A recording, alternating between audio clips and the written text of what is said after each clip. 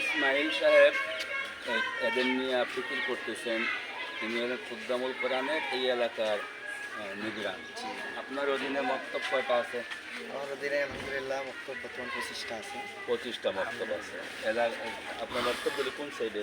মক্তবগুলো আছে আমাদের এই সদরে এবং নদীগঞ্জ এলাকা তিস্তা নদীর পাড়ে। জি, তিস্তা। আর উনি যেই জায়গাটার মধ্যে মাদ্রাসা করছেন এটা একটা পতিতালয় ছিল। এই পতিতালয়কে উনি দাওয়াত দিয়া আলহামদুলিল্লাহ মাদ্রাসায় রূপান্তরিত করছেন।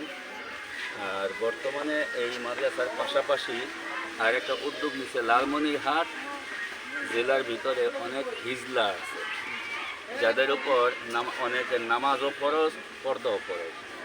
এইগুলি সম্পর্কে কিন্তু হিজলারা জন্ম থেকে মনে করে যে আমরা এইগুলির ঊর্ধ্বে। এদের গত বছর আমি আসছিলাম, ওনাদেরকে এখানে জমা করা হয়েছিল। তো আমরা এদের জন্য একটা মাদ্রাসা কায়েম করার ফিকির নিয়ে এদেরকে প্রশিক্ষণ করাইছি রমজান। এই প্রশিক্ষণের মধ্যে এদের মধ্যে দুইটা ভাগ আছে। হিজলাদের মধ্যে কিছু আছে যাদের চরিত্র মেয়েদের মতো, তাদেরকে আমরা চাইতেছি মেয়েদের মতো পর্দা কাটাইতে, শরীয়তের বিধানে এটাই। আবার কিছু আছে যাদের চরিত্র পুরুষদের মতো, তাদেরকে একটু ভিন্ন করে তাদেরকে পুরুষের হুকুমের মধ্যে নিয়ে যাওয়া। কিন্তু একবারেই সম্ভব হবে না। আমরা এটার জন্য একটা প্রতিষ্ঠান কায়েম করার জন্য এই জায়গাটা মৌলানা যে ইসমাইল সাহেব উনি উদ্যোগ নিয়েছেন যে এখানে একটা ঘর করে মাদ্রাসা এমনভাবে হবে তারাও যেন আল্লাহর বিধানগুলি পালন করতে পারে। তো এটার জন্য আপনারা এখানে আসছেন, পরামর্শ করব, ঢাকা যাবেন, যাদের সাথে পরামর্শ করবেন। এই দাওয়াতটা ওনাদেরকেও দেওয়া যে তারাও তো আমাদের ভাই বোন। তারা তো মনে করে যে তাদের জন্য হয়তো ইসলামের বিধান নাই, আসলে তো আছে।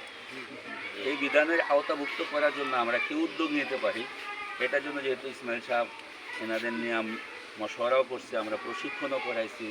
আগে বাড়া সম্ভব, একটা ঘর একটা মাদ্রাসা হইলে কিন্তু আগে বাড়ানো যাবে। এখানে করার খেয়াল আছে। কোন জায়গাটা? এখানে সদরেই করার সদরের সহজ হবে। সদরের ভিতরে কোনো একটা জায়গা ঠিক করে এদের জন্য একটা মাদ্রাসা কায়েম করা, যেহেতু ওদের একটা পেশা, নির্দিষ্ট পেশা আছে।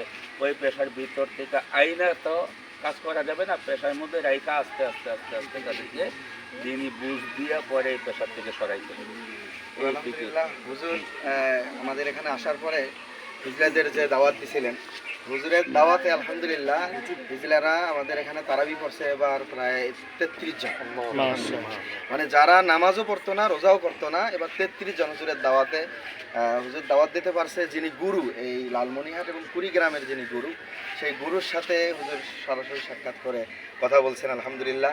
এবং সেই গুরুর মাধ্যমে আমরা 33 জনকে তারাবির নামাজ সহ এবং কোরআন কারিম পড়ানোর আলহামদুলিল্লাহ। ওরা 10টা সূরা, আমাদের যে খুদ্দামুল কোরআনের যে সূরা আছে 10টা সূরা তারা একদম সুন্দরভাবে এখন পড়তে পারতেছে আলহামদুলিল্লাহ। এবং আমাদের মধ্যে একজন আছে হিজলাই, উনি বলছে যে হুজুর যদি আপনারা এই ব্যবস্থাটা করতে পারেন, আমি আরও বাকি যারা আছে আমি তাদেরকেও অ্যাড করব, আপনারা একটু এই ব্যবস্থাটা করলে আমাদের জন্য খুব ভালো হবে। এই হলো আলহামদুলিল্লাহ। লালমনি, ফুলবাড়ি এই দুইটা আর নাগেশ্বরী 3টা উপজেলা মিলে 150 হিজলা আছে। এই 150 হিজলাকে নিয়ে একটু ফিকির করা, এটা আপনারা তো মাশাআল্লাহ ব্যবসায়ী এলাকার মধ্যে থাকেন, আমাদের এই মেসেজটা তাদের কাছে পৌঁছায় দিয়ে দেখান কিছু একটা করা যায় কিনা। ইনশাআল্লাহ অনেক ফায়দা করার ইনশাআল্লাহ।